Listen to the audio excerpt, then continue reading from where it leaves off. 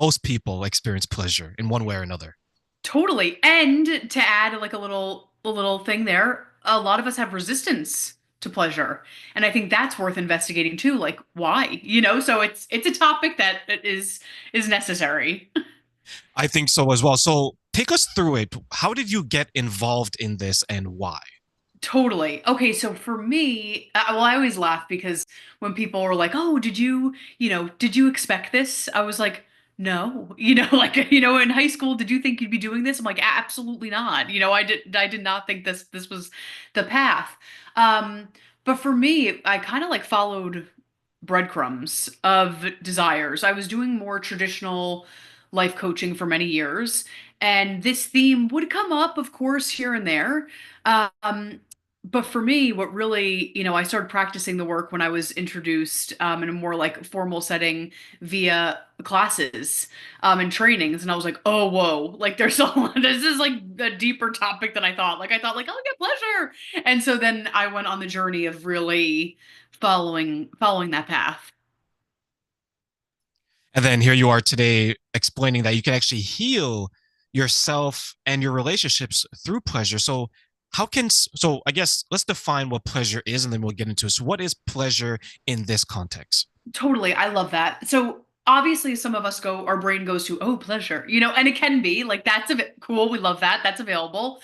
But the pleasure that I'm speaking of, in addition to that, is living pleasurably moment to moment. And what I mean by that is joyfully, being alive, feeling present, right? Like I always give this example, but I use it for a reason. It's like really listening. When you're listening to that jazz music, do you really hear all the different instruments? When you're drinking your, glass of kombucha, ooh, can I taste the different flavor? Like, can I, taste if this is lavender versus guava? Whatever. Like we're really alive to our senses and we're there, we're present. And for me, I think it's so funny because, you can imagine there's so much like cultural, religious, societal shame around pleasure, as we can go into. But for me, it's been such a profound spiritual experience because it's been me being in the present moment. Like it's really allowed me to be in the present moment, to feel safety, to feel trust. That again, that's a side tangent, but to redefine pleasure is finding those joys, finding that safety, finding that aliveness in the moment to moment. Honestly, it's the mundane. Like, how can we add more joy to the mundane? Yeah, I think people see like they see a woman, they see a man, they see the title pleasure, they're like, oh my God, Right? right? What is this going to be about? Scandalous. Yeah, do we need like a parental advice? Do you remember parental advisory Of label on course. the You're like, uh-oh, what is this about? And I'm like, wait, I'm like, it could be, but and I think that's the shame of it all. You know what I mean? Is often we don't even engage in this conversation because the fear and the conditioning that, oh my gosh, it's gonna be this. It's like, hold on, hold on. Like sure, but also there's such a deeper, for me, I should mention when I started getting into this work, I was like, I didn't realize like I wasn't really fully living. Like I didn't really realize that. And I'm like, oh my God, there's so much more to life. There's so much more corny, but like there's so much more magic. There's so much more beauty in the world that I didn't know, that I was totally tapped out of, and that is one of the beautiful side effects of this work. Yeah, I 100% agree. I remember I ordered a number of books because I usually like to get the books of the guests that I interview. And I interviewed someone who is similar. Like she helps women with their pleasure and things like that. So I ordered a book and I took a picture of the books I ordered and I shared it with a few people, but I forgot that book was in the picture, right? So front and center is a book about like orgasms and pleasure, right? And then people look at me, they're like, terrain, what's that? Like, forget the other Right. 4 or 5 books, right? All they could focus in Of on that, course. right? And I was like, no, I was like, you want to learn more and you want to be better at not only for yourself but for your partner, right? But they're all thinking it's like something straight out of our teenage years with the doors locked, the Totally. drapes are closed, and you have your favorite triple X movie. But for couples or for let's say for like women Yeah. who are trying to understand pleasure and how it applies to their life, like how do you help them understanding the importance of pleasure not only for themselves but for their relationships? I love that. You know, it's funny. Before we dive in, like if I work one to one with someone, before we dive in to sexual sensual, before we even get there, and before we even get into like living pleasure, enjoying your kombucha, I'm like, let's go into the reasons that you're resistant to this. You know what I mean? Because we all, like I said, we all hold stories where whether it's societal, culture, religious, like there's all these reasons why we hold like, ugh, pleasure is disgusting, pleasure is bad, it's naughty. Some people hold, you know, a blood, sweat, and tears story, or I'll get a treat after I do A, B, and C. Some folks hold a worthiness, a deep sense of unworthiness. And like I don't really I don't or deservingness, right? Like I don't really deserve that. I'm not really worthy of that. Or keep it moving, you know, like there's so many different reasons why people don't believe pleasure's a worthy cause. So first and foremost, before I begin with someone and we dive fully in, I want to get underneath like what stories do you hold about pleasure? What crunch do you have? Like, do you think it's gross? Do you think it's a worthwhile cause? Do you think this is stupid? You know, and it's funny, like for from a business perspective too, like a lot of my I guess suppose like my marketing or it's making a cause for pleasure. Because most people are like, that's nice. That is absolutely the bottom of the barrel. Like I like that is so not you know, oh, why is this lady talking about this? Like, there's so many other things to focus on. I'm not focused on this. So, for me, that's where I start, right? Like, what stories do we hold? What crunchy beliefs do we have? And then from there, we make a case. Why is this worthy? Because I always say this. My teacher had this great quote, and she would say, "Pleasure is the easiest thing conceptually to understand." But it's the hardest thing to implement. Like we all are like, duh, like this is cool, but it's very hard. All of our stuff comes up when we want to apply it, our worthiness or deservingness, blah, blah, blah, blah, blah. So again, first and foremost, move through the stories. And then second, we talk about why is this a worthwhile cause? Like, why do you want to fight for this? Because we're gonna be in the trenches and we're gonna like be like, you know, like I don't need to do this. So that's why I'm like, okay, like let's make sure our why is so defined that when we're like, I'm good, that we have something to keep coming back to. What are then some of the obstacles that people will face when it comes to understanding what you just shared? Oh, that's such a good question. Everything, like everything. And again, it's different for some people, right? Like I have some clients that come in and may have experienced trauma. And for them, it's in their body like, hey, Erica, I'm fundamentally scared to feel good because in the past I felt good and I got the rug pulled out from underneath me. You know, so like I'm actually terrified to implement feeling good because what if I get the rug you know, pulled out from me beneath me again. Like I'm scared. So for everyone, we hold different stories.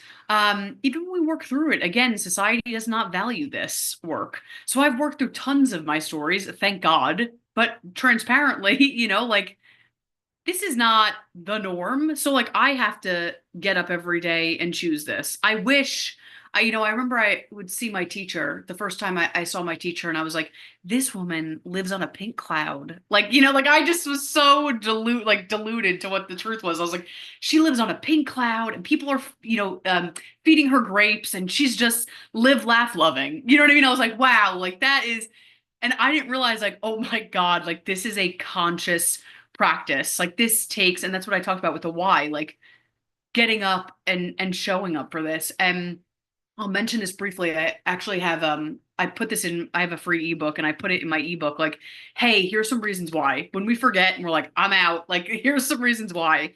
For me, it's helped me with anxiety, severe anxiety, moments of depression, healing my nervous system, healing trauma. Like these are big dogs. You know what I mean? Like these are big dogs. And they've really transformed my life. Confidence. I was working on self-love for so many years. And cool, like it made a dent. But me focusing on pleasure, it totally changed the game. So I know I went on a little tangent there, but I think it's important again to identify that why. Like, why am I going to show up for this again? Like, I have to do it. What am I doing? I have to do it again. But so I think that's an important piece of this conversation. Yes, I think everyone should understand why they do certain things. Like I remember I spoke to a young lady And I remember I was asked this, and I shared it, where anytime there was a conversation about, let's say, sexual performance in the bedroom or just intimacy overall, she made it a point to volunteer or make it known that she participates, right? Mhm. She's like, oh, I'm not one of those people that will just lay there, starfish, whatever it is you want to call it, right? Right. So I remember one time we were just talking, and I asked her, I was like, why do you go out of your way to mention that you're an active participant in the bedroom? And she was like, well, I want to make sure that if I'm with someone, they know that I'm there to do something instead of just not doing anything. And then I look at it from a male perspective, we don't have that burden of that, right? We have the burden of performance. Men will go around and be like, you know what? I just gave Erica the best love of her life. Like the sex Right. was just chef's kiss, right? I was on top Totally. of my game, this and that. So it's interesting to see the dynamic, how men will go out of their way to say how good they are, and then some Yes. women will go out of their way to say participant, how great of a participant they are. Why do you Sure. think that is? Yeah, I think you just brought something beautiful up is for a lot of humans, honestly, but I do see a lot of women having this pattern, is there's a performative pattern. Like I feel like I have to perform. I feel like I have to earn, love, respect. And often when I talk with clients with, about pleasure, they're like, "Oh, like this is very triggering because in a way like does it matter, Erica? Like I almost rather not have how should I say this? So for some people, it's ingrained in our brains and our bodies that if I perform, I'll get safety. If I perform, I'll get love. And so for me to come in and say, "Hey, like cool, like let's obviously, we want to give and be kind and generous, but also like your receiving's important as well, just as important, and also that makes the other person feel special, et cetera, et cetera. But for some people that's like highly triggering because they're like, I don't care about that. I rather have love, acceptance, praise, approval, and they think with performing they will get those things. So introducing pleasure like, hey, you're allowed to feel good in the process can feel quite radical because they've been programmed to think I to perform equals love. And so part of our work is creating safety, unpacking that story, right? And then creating safety in something else that like you're allowed to have pleasure. It's safe to have pleasure. It's safe to to be your to be yourself. You know what I mean? It doesn't have to be performative. So I think that is a little part of that conversation. I see it honestly time and time and time and time again is this performative piece, and people thinking there's safety in the performative piece. Yeah, because the bedroom is such a vulnerable place to be in a lot of Right. ways, right? And Oh it's yeah. something that to your point, right? Like a lot of people don't talk about, like how many times you'll be walking down the street and you hear someone maybe talk about their day, their family, but you don't necessarily hear people talk about last night Right. I did Totally. this, right? Or in 2 days I'm gonna do that.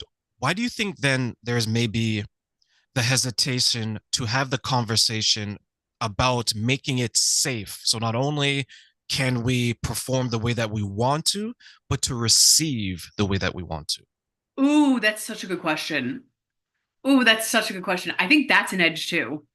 I hear often people are like, I feel bad. I don't want to ask for too much.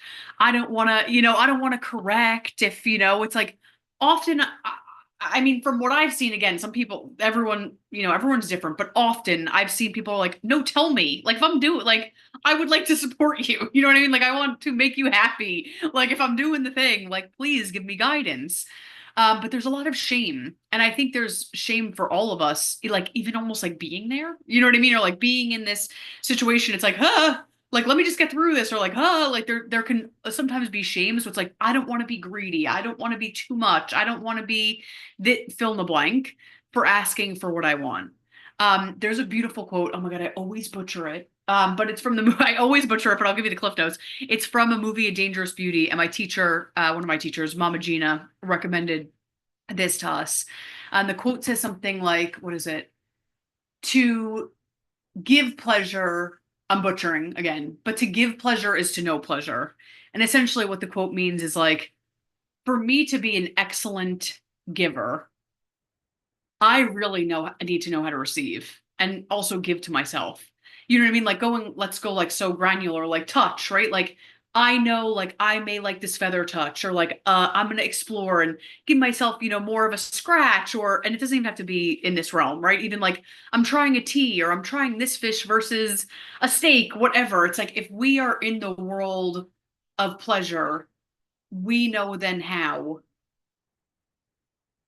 to, you know, give out. And that's important to understand that because, like you mentioned, if you don't know what you want, Right. then how are you going to be comfortable enough to ask the other person what they want, right? Like I couldn't imagine, and maybe this is because you have your experiences and you have your training in this and you went through it, and maybe because I have my training, I couldn't go back to the other side where it's literally silence in the bedroom. Hello? Like, hello, like am I killing you or am I Right, or like, am I killing you? what's Like, happening? Like, what is happening here? yeah, like there has to be that communication piece. And you mentioned shame, and I think a lot of times a lot of people do feel that way because to your point, right? If I ask for this, what if the person tells me no? What if the Right. person says that you know what, you're stupid for asking that? Like you hear these stories about these responses that are so negative when it comes to that conversation. Like, do you hear that with the people that you work with, where when they try to suggest something or maybe hint at it, it's shut down in such a negative or maybe harsh Oh, way, then yeah. they just automatically close up? Of course. Of course. I'm also going back, I'm scrolling back, I'm laughing how I phrased that last thing. I'm like, give out. Like, I'm like, oh God, Erica, that was so aggressive. So forgive me for but you know what I mean? Give and receive with ease and grace. And here you just made a great point. The giving and receiving sometimes, oopsies, is not uh easy and flowing. And that's also a part of where people can hold that trauma, right? It's like, oh my God, I was with a partner that was disgusted by what I asked, or even made a comment or rolled their eyes or whatever. And we hold that. We hold those memories inside of our body, inside of our brain. So I hear it all the time, honestly. I hear it all the time. And also think about this, even if it doesn't exactly happen in the bedroom, we pick it up in other ways, right? So I'm making something up, but someone goes and asks for a raise and they get pushed back of, oh, that's you're being greedy or you're being this or whatever, like, right? These patterns, we pick them up in other areas of our life and we internalize that. And so we think in one of the most vulnerable areas in our life, oh my God, I can't ask for that. Does that make sense? So it's like it correlates direct experiences that have happened in the bedroom, but also just life experience that we're like, I'm not worthy of that. That's too much. That's too this. Like it happens all the time. So the short of it is yes, that is totally, totally a piece of the conversation. Yeah, gone are the days where you can just push the person's head down wherever it is you want them to Oh, no, pleasure, right? no. Like, this is But thank God too. 2025. Thank Thank God. God. Yeah, this is not 1825, everyone. Okay, this is Totally. 2025. And But to, yeah, no, go to ahead. men, no, to mention too, it's like, thank God, obviously, for all the assortments of reasons, right? But also, it's like, what's cool is I think because part of the consensual conversations, what we're having is, I think we're starting to realize, like, you know, how do I say?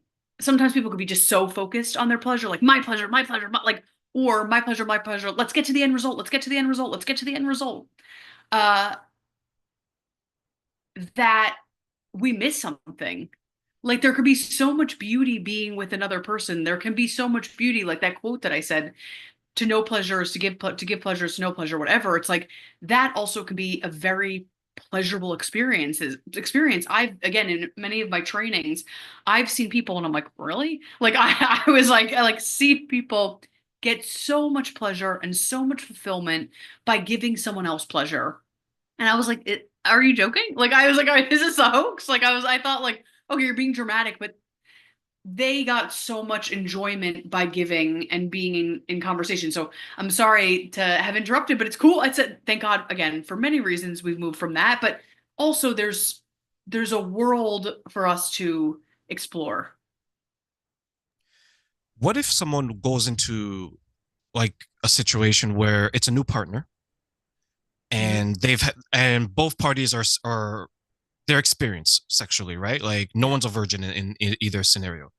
And they enter the situation. Now they have these expectations of what is to happen in the bedroom. What do you think the impact would be to that new couple now when they're both coming with expectations that may not align? And when they actually get to the deed, they're like, oh, Right. I'm like, oh no. It's okay. The good thing is it's not in stone. Does that make sense? Like it's not like ruh like you're incompatible, done. Like it's not a sentence by any means. I think honestly it's an exploration. And there's so many beautiful bodies of work. There's a woman named Jaya that again, there's thousands of different resources, but there's a woman named Jaya that does erotic blueprints. And it's almost like the love languages, like the love language test, like, oh, I'm words of affirmation, blah, blah, blah. What she does is, and again, other amazing teachers as well, but they have blueprints for what is your blueprint, right? So you may be a very sensual person and be partnered with sexual and you're like, oh God, like they're just like, hello, hi, we're getting to business. And you're like, that is so horrendous. Like, for someone that might feel honestly violating. Like, whoa, like, whoa, whoa, whoa, whoa, whoa. Like, I'm very dependent on like the lights and the this and the that. And so the beauty of being a mismatch is there's actually conversations and exploration to be had. I know it's annoying because it's like, wouldn't it be great if like we just went right into it? But there is so much beauty there because you get to explore what else is possible and you get to explore where you guys want to meet each other. So again, I know at first it's like, is this like, are we, uh-oh, like, do we leave? Like, is this done? But for me, I think there can often be room for exploration. and I will share that as part of that exploration, you need a conversation, Right. right? Right? Exactly. Because consent is so important. And I think sometimes if I look at it from a male perspective, like I know a lot of men, especially coming out of, let's say, the Me Too movement, Mhm. we're kind of hesitant to say, okay, what if I suggest this? I don't want it to come across as Of maybe course. triggering or Totally. abusive in some way. So, in your experience, how important is not only the exploration, but the conversation leading up to that exploration? Oh, that's so beautiful. To equal. You know what I mean? Like equal. And for me, I am actually going to go a step further and add a third step, which is aftercare. My teacher, again, actually, I believe my good friend also, Sarah Jane, she's the owner of Caress, and she teaches this. I believe she got this again from Mama Gina. But she would always say, and again, butchering, but in how we do, you plan an erotic experience, you have the erotic experience, and you digest the erotic experience. And what that means, what that translates here is you plan the erotic experience. Hey, that could be with yourself too, right? Like or planning also means conversation, means setting the boundaries, set it like, hey, like having that conversation. Also, that could be hot. I know it's sometimes like a conversation that feels so sterile. It's like it actually could be beautiful. Like it could open us up to so much more. Also, that conversation could be during the process, like, hey, I don't want this, like keeping that communication open, experiencing the erotic experience, duh, we know what that is, and digesting is after what do I need? What do we need together? Because I think we've all been in situations where it's just been like, bah, like it's just like, oh, you know what I mean? Like, ugh, like I don't know, I don't know how to process what just happened. Even if it was great, even if it was a little crunchy, like I need aftercare. I need a place to support myself to process what just happened. So Cliff Notes is the conversation piece is so crucial, so crucial. And I also think that gives talking about what we just mentioned, like with Me Too and feeling, I don't want to make people feel uncomfortable. This is a space where you can have those consensual conversations and also say, hey, like if we go somewhere, please, and you feel unsafe, let's I think that could be very hot. You know what I mean? Because someone could be like, because again, that's often rare, so someone could feel, wow, I feel really safe with this person. I can go to really, um, I can go to depths with this person because they've created the safety within this container. So though it feels sometimes sterile, I'm here to rally for conversations because they can be hot. Yeah, it's not like there was I'll share because you mentioned aftercare or one of my friends. She had like a casual relationship with someone and it ended because she felt kind of used towards the Totally. the end of it. And Yeah. what she would say is that like there wasn't any aftercare. Like the guy was, when she made the joke, he's like starting his car as he's putting on his pants, right? And she's like, right, It's like, and then she's like, hello. "Hello," right? And then she made the joke. She's like, "You might as well leave $100 on the night table for me," like, Right. Right. No, right? totally. Yes. And it's like that, if there's no aftercare, and for some people want like an in-depth fit. I mean, I'm dramatic, as you can probably tell. So like, yeah, I'm like, give me the after, like, give me a whole thing. But some people might just need like a quick 30-second that, just to process, to wrap up the experience. But to not have that, it can kill the whole vibe before. You know what I mean? Like it's like, oh, that was so hot, that was so great. But having lack of closure or having lack of like completing the cycle, like it could be like that actually ruined the experience. And again, people, there's many reasons why we tap out of aftercare. Avoidance. Uh-oh, is this too vulnerable? Like there's some stuff that we all have to work on in regards to why do we want to bounce during aftercare. But that, just like the pre-care, it could be just as hot, just as beautiful. It's needed. Like your friend, she was like, I'm sure after she's like, did I even like that? I hated how that ended. That felt like gross. Well, yeah. Well, she was gross enough to tell me about it, and I hate having those conversations with my friends. I'll have it with strangers all day, every day, right? But my friends, I was like, no, because I know what they look like. So Right. now you know what I mean? Like now you're like, Totally. okay, was she laying like this? Like, You're like, I love you. Why did you go there? Like, why did why you did you go tell? there, right? Yeah, I Next time love you're you, but next time you're in their house, you're like, where was it? exactly. But she probably needed the aftercare. She's like, help me process what the heck just happened. You know what Yeah, I she mean? needed she needed a friend in that moment, right? And I remember someone, Totally.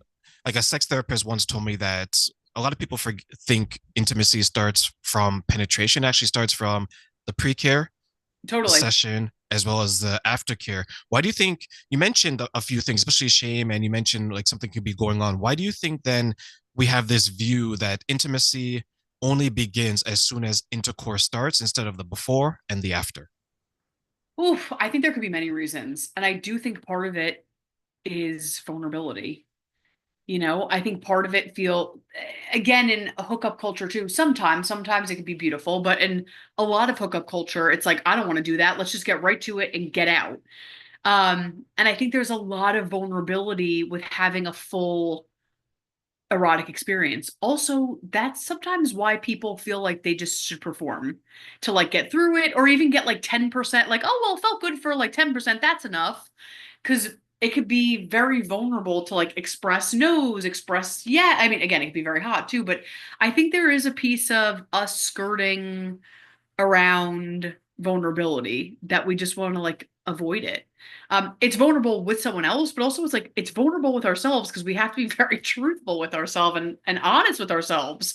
And sometimes we don't like to do that.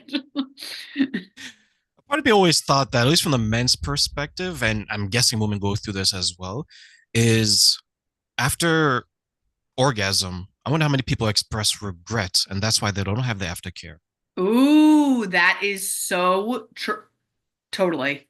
100%. Especially, let's talk about like solo sex, right? Or like a lot, and I know for a lot of people, but a lot of men clients I work with, pretend they're relying on a source, if you will. And then they're like, oh, I had to like, this amazing experience. And then after, there's so much shame. So absolutely not. They will not have aftercare because they're like, I feel disgusting, bleh, like, uh, um, and that actually over time creates some yuck, within our brain and our body. Like we feel wrong, we feel shame, right? I feel like a lot of A lot of people, again, a lot of men have picked up, when they were kids and they were exploring themselves, and it's like, oh my God, the parents gonna cut. Like, there's a lot of like, hurry, hurry up. Like, and so slowness for some people feels very foreign and feels very unsafe because it's like, hurry, hurry, hurry, like just get over the edge, get over the edge. And so I think that's also, like you said, like disgust, shame. It's like I feel shame, I feel weirdness. Like I don't want to do aftercare. I don't want to talk about that. You know what I mean? Like I don't want to like we're done. Like get me out of this situation. So I think you bring up a genius point that like yeah, I think that's absolutely part of the conversation. Also, sidebar, I have to mention again, there's so many different reasons, right? Like it's like a circle. There's so many different caveats and everyone's different, but body confidence too is a big thing, right? So it's like, okay, like I finally kind of let myself be vulnerable enough to experience this pleasure. Like, oh, like I don't want to now talk about it. Like I don't want to like I want out. Because the vulnerable thing might be just taking off your clothes or whatever it is. Like that might be triggering enough. And so then to like have aftercare can feel very foreign, very unsafe. So again, there's different branches, but I'm like, I have to mention the confidence, the self-love, the body positivity thing. I think that's absolutely part of the conversation. One girl I knew, she experienced that because she preferred to have like sex during in the dark, right? Right. Lights off, everything. So she would share that after it was said and done, she didn't want the aftercare because now the heat of the moment is gone and now the person is touching them. She's like, okay, what if they don't like this part of my body? What if they don't like that part of my body? And I wonder then, is that more so a thing that women go through more so than men, or is it? I understand it could be across the board, but Yeah, just from what I hear from an anecdotal experience, it seems like more women struggle with totally. the acceptance of their body in the aftercare because maybe they don't want the person to touch them versus when you're in the moment, you're not really thinking about it, but now they have time to overthink it. Do you think that happens to a lot of people? Oh my God, absolutely. Absolutely. And I think too, for some people, they can really lean into the pleasure, during the act. They could really lean in and, like you said, kind of come out of it and be like, oh my God, oh my God. Or some people might be so riddled with, confidence things that it's like it's a stroke. Like they can go in. I remember at a time where I was really struggling with confidence. I could weave in and out.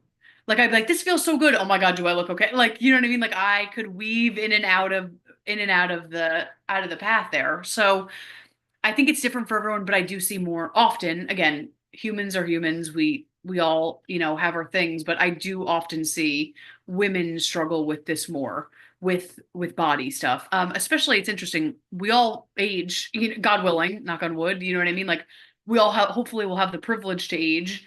And especially women, our bodies change all of the time. So it's so fast, right? Like going from girlhood, if you choose a motherhood journey, if you don't, that's awesome too. But like we through uh, you know, older age, maybe graying hair, this, that, whatever. But it's so funny because we quite literally shift, our bodies change.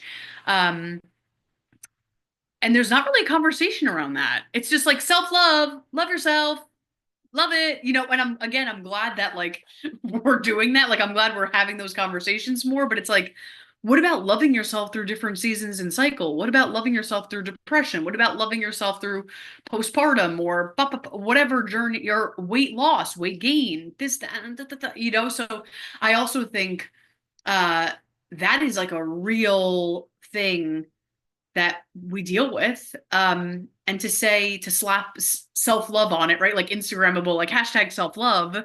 It's like it's real deep self-love. And I think in moments of intimacy, um, you're head to head with it. You know what I mean? Like you could be like, I love myself, but like it's like you were quite literally getting naked physically, spiritually, emotionally to face like, hey, are you really cool with what, like where are you with this? So I think that's also a piece of the puzzle as well. Like sure, it's the aftercare, it could be the pre-care, it could be during. It's kind of dependent on where we're at. The self-love is of course a piece of this conversation. Do you think then that maybe reassurance would be needed in those situations? Totally. I mean, I think it's great from the person. That's could be so healing. And also it's a bigger conversation of like reassurance to ourselves, validation to ourselves. Because I think, again, from another person, it's just chef's kiss, it's beautiful.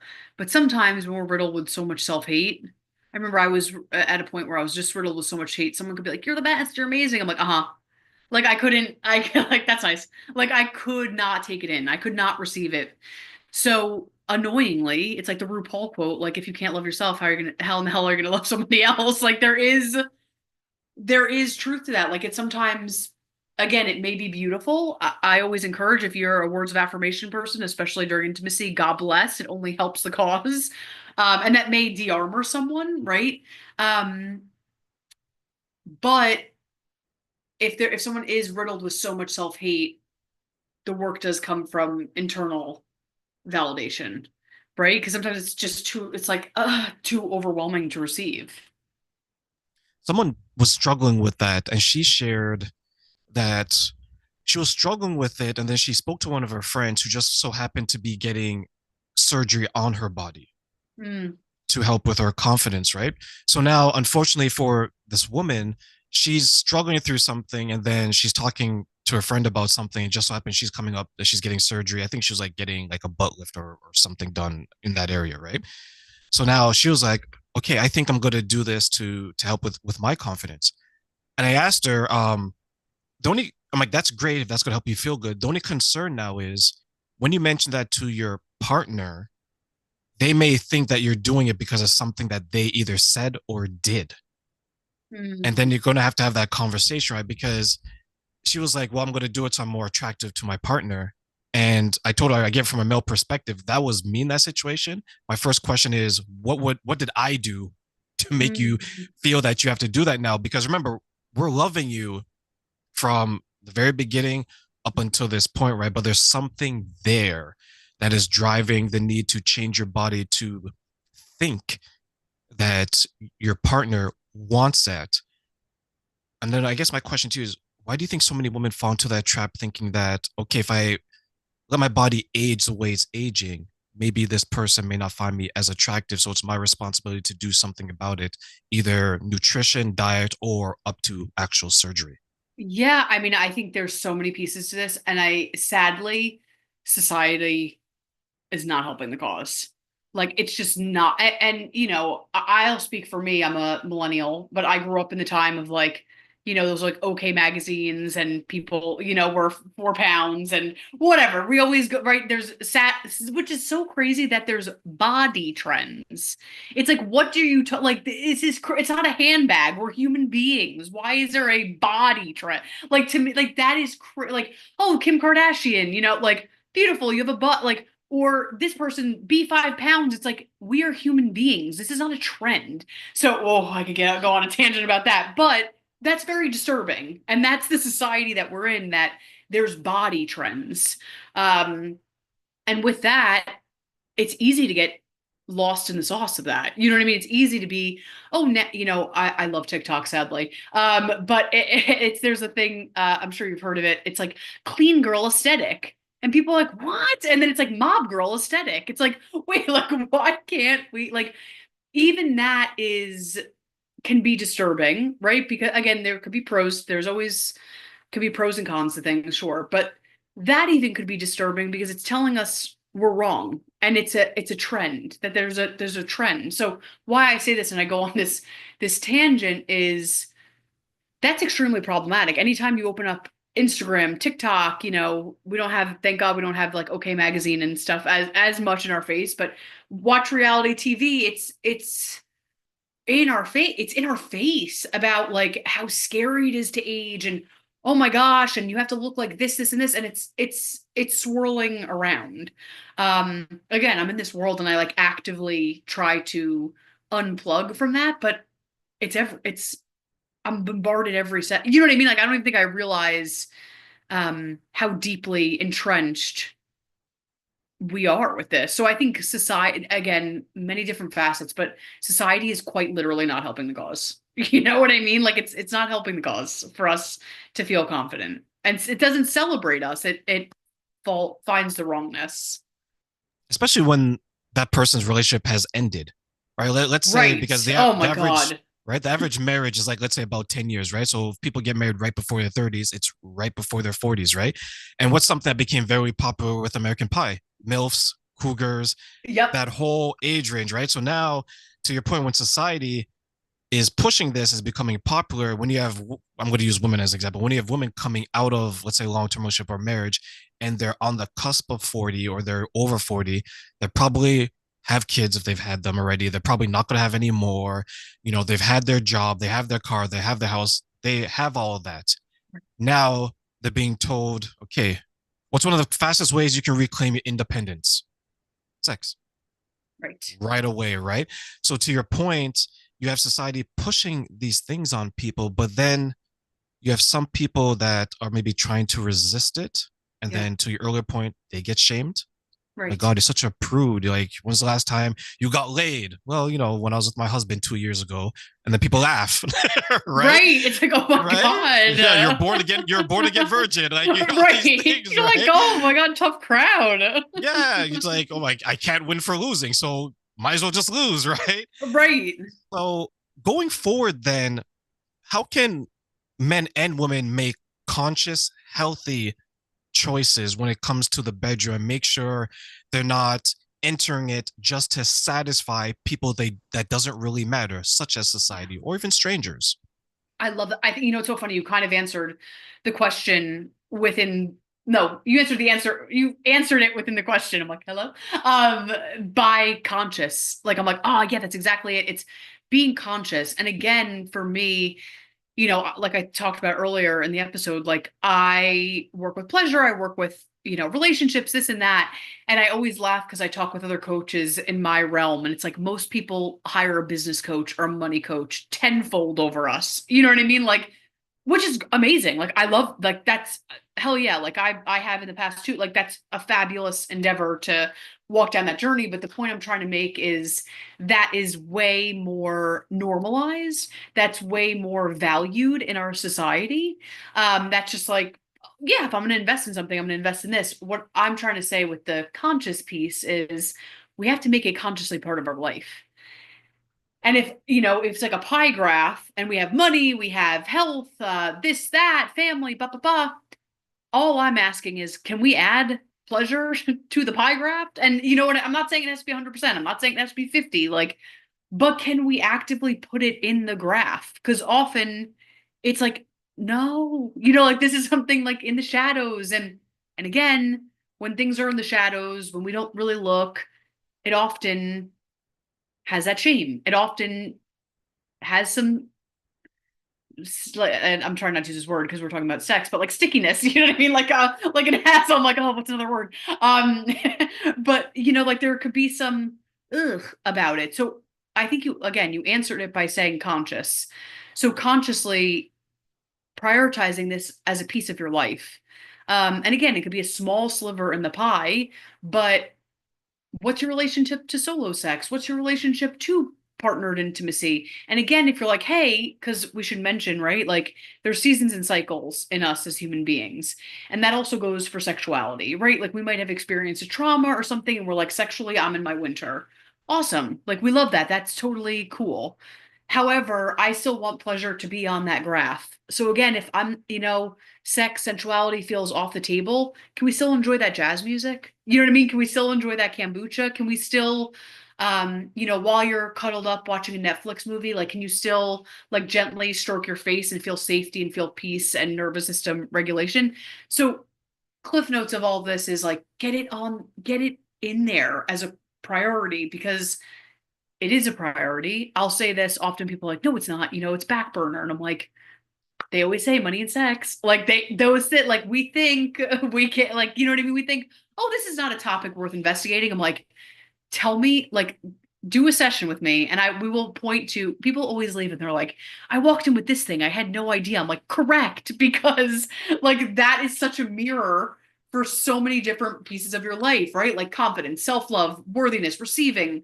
The list goes on and on. So it is a worthwhile cause to explore because there's so much to learn about ourselves. There's so much to grow within this one facet of our life.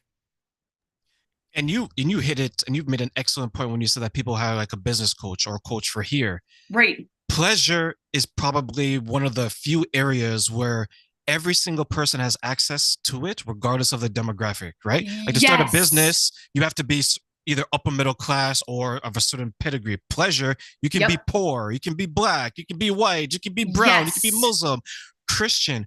What do you think we can do then to maybe normalize it in a way that it's not scary, it's not anti-religious, it's not the devil inside you, it's just Right. something that we all have access to and we want to become better at it. Oh my God, I feel both the chills and I want to cry because that is something I'm like, that's the beauty of this work, right? And I think I want to mention this really quickly. Often, people can get confused with pleasure, right? When I start talking about, they're like, okay, that means I'm going to go to the spa and go to the Amalfi Coast. And I'm like, hey, God bless. Like, if you got it, but that for me isn't true pleasure.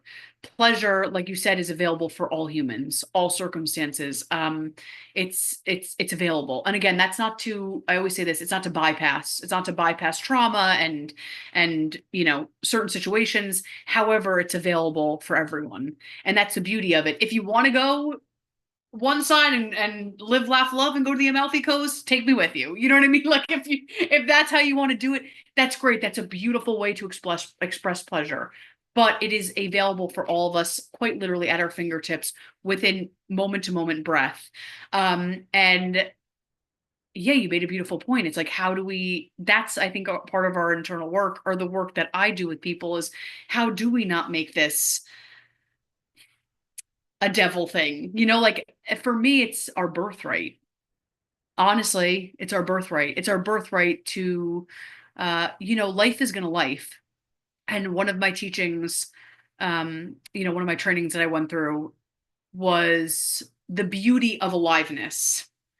And the beauty of aliveness is staring face to face with death, right? And being totally broken open by death of a loved one, or just like totally like in the pain. But that also can mean being alive to really enjoying that cherry that you're tasting and like tasting the textures and being so moved by a beautiful, tree swaying, whatever. So it's like that is our birthright. And for me personally, that's a sin to miss that. I'm like, that's a sin to miss that. And I'll say this really quick.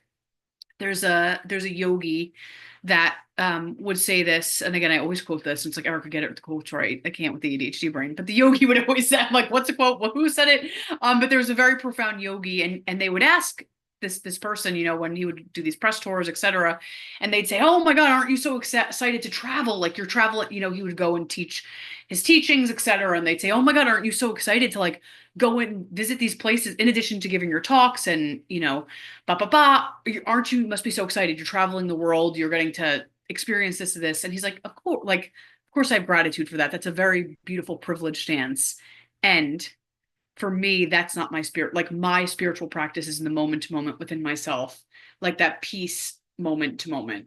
And that's exactly the pleasure work. Like again, I'm bringing it back. Can we go to the Amalfi Coast? Hell yeah. Can we do these things that are quote unquote pleasurable? Can we do the face mask and, like the bubble bath? Yeah, cool. If that's available, awesome.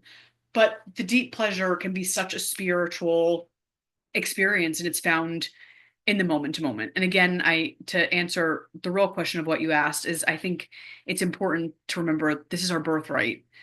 Like I just don't believe we have to suffer. We suffer enough, right? Like there's enough tragedy and suffering on this planet. Um, what can we do to support that? What can we do, to get behind causes, etc.? But my thing is in the mundane, can we make it just a little bit more okay to live? You know what I mean? Like, can we make it a little bit more tolerable? Like, that's all we're asking about. This isn't gross, dirty pleasure. This is like, hey, you deserve to smile. Like you deserve, amidst all the hard things, like you deserve to have beauty in your life. Is kind of the bottom line. I look at sometimes when you say that, then when I apply it to my own life and I look at myself and my girlfriend, And when we have those conversations, you can see there's a little of awkwardness on her end. Where me, Mhm. I'm full go, right? I'm like, yeah, Right. so what about this? What about that? Right? But then I have to take a step back and say that, okay, the everyday person probably doesn't talk this way because you and I, Eric, are from a privileged standpoint because Oh this yeah. is what we do, right? So when I try to break it down to like the average person, like terrain before, let's say train 10 years ago, Yeah. before this curiosity, right? And I'm like, okay, what would I say? And then I'm like, okay, it's you know what? So I'm thinking about doing this. What are your thoughts? Right? It's just like this innocent, pre-pubescent, question, right? Do you think then maybe sometimes it's not necessarily what we're looking to ask? It's how we're asking it that maybe comes across as either silly, not as serious, or important to us, and maybe it gets dismissed by the person because we come across as not being really forceful or not Mm. forceful, being serious about what we want.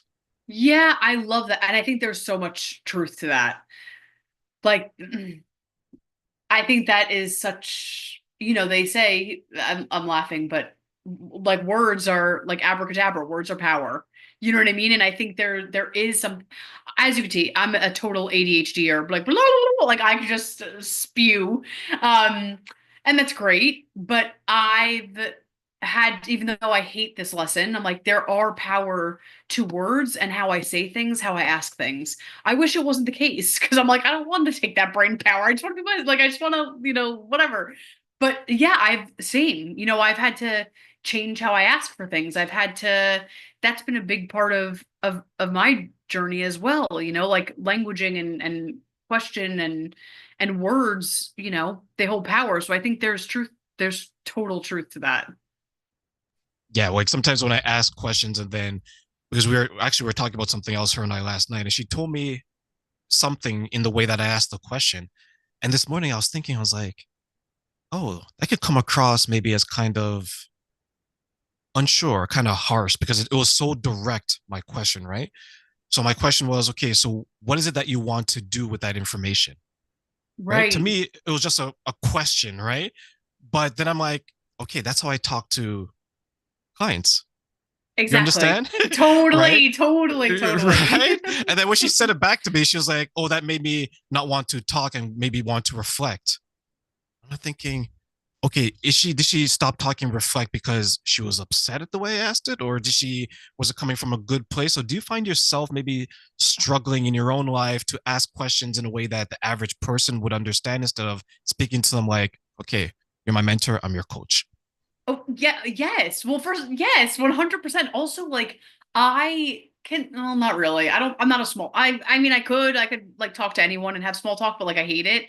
So I'm like, let's go to the depths of the universe. And sometimes people don't want that. You know what I mean? Like, sometimes people are like, no, hi, like, we're at a baby shower. We're going to be talking about, and I'm like, I hate this. So that's part one for me is like, I'm like, oh, Erica, read the room. You can't go into the depths of life sometimes. But for me too, um, yeah, like that's a big piece for me. I actually had the opposite journey because I again was so riddled with self-hate and lack of confidence that I was actually two different, it felt like for years I was two different people. Like Erica on the street was very different than Erica in coaching sessions. And like, and Erica in the street, if you will, was very like, oh, sorry, sorry, sorry, like so very apologetic for my existence. Oh, sorry, sorry, sorry, sorry. I'm gonna make myself small. Oh, little old me, like that type of vibe. And then I was like this fierce coach. I mean, I'm fierce, like we laugh and have a good time, but fierce meaning like, hey, I'm gonna go there. Like I'm gonna ask those questions, like those uncomfortable things, And so it was a little for many years I was like what's going on here, and it took me years to bridge the gap and to kind of be one cohesive human, but with that being said, now that I've stepped into that more, sometimes this is just how I operate because I speak with clients, this is my work, but I'm like, oh, sometimes, Erica, someone doesn't want a coaching session. You know what I mean? Or someone doesn't want to look, and that's okay. Like I'm like, but why? Like, but why? Or like, can we go? I'm like, let's, and they're like, they don't want to look. They don't want that. And so it's funny, like I said, I was the other side of the spectrum. I got here and now I have to again be like, do you want it? Do you not? So that's been something that I've also have been working on. Yeah, like for me to stop asking open-ended questions or to not understand someone's behavior, I'm asking myself to your point, right? I'm like, why?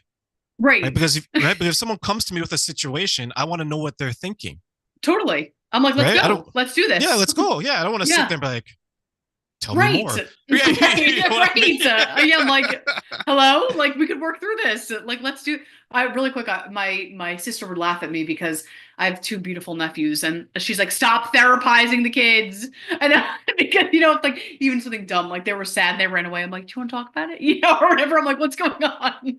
And so she's like, stop. And my husband now too, like he'll be like, I'll say something like, well, why do you think? And he's like, no, no, we're not doing a coaching session right now. He's like, we're watching a movie. I was like, no, this could be very quick. We can work through this very quickly. So again, like, I'm like, okay, like I have to feel into, when it's appropriate and when it's not. So as a close, Erica, let me ask you: if I were to give you three wishes, you have Ooh, Aladdin's lamp, right?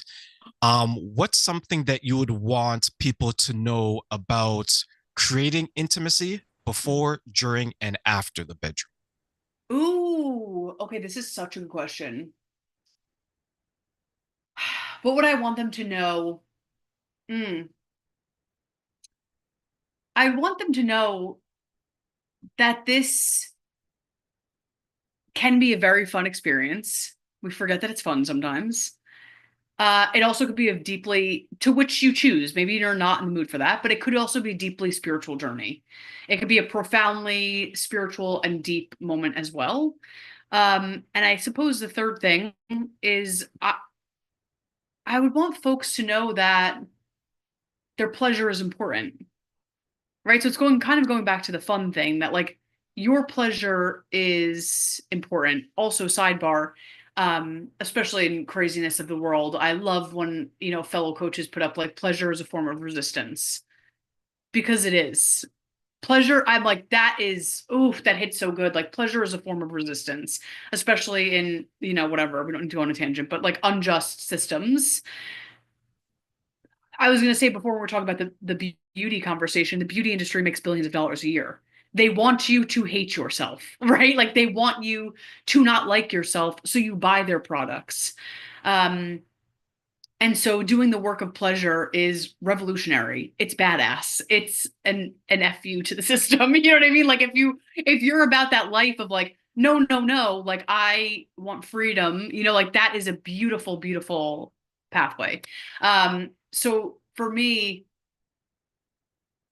it's so funny. I'm like, it's fun, but it's also could be spiritual. I'm like, it's not that deep, but it is that deep. You know what I mean? Like, and it's both, right? Like it's, and that's the beauty of the aliveness. Nuance, nuance, nuance. So for me, I think first and foremost, I just really would have to bring home the point of like, pleasure is needed. Pleasure is needed. You're worthy of pleasure. You freaking deserve pleasure. Like life is gonna life, and so you deserve to have moments of joy. And it's an act of radical self-love, and deeply knowing and trusting yourself. So for me, I think I would just be obnoxious with the pleasure first movement. Like I'd be like, that's what I want to bring home. Those three wishes. I'm like, get your pleasure, get your pleasure. I think that's where I'd be.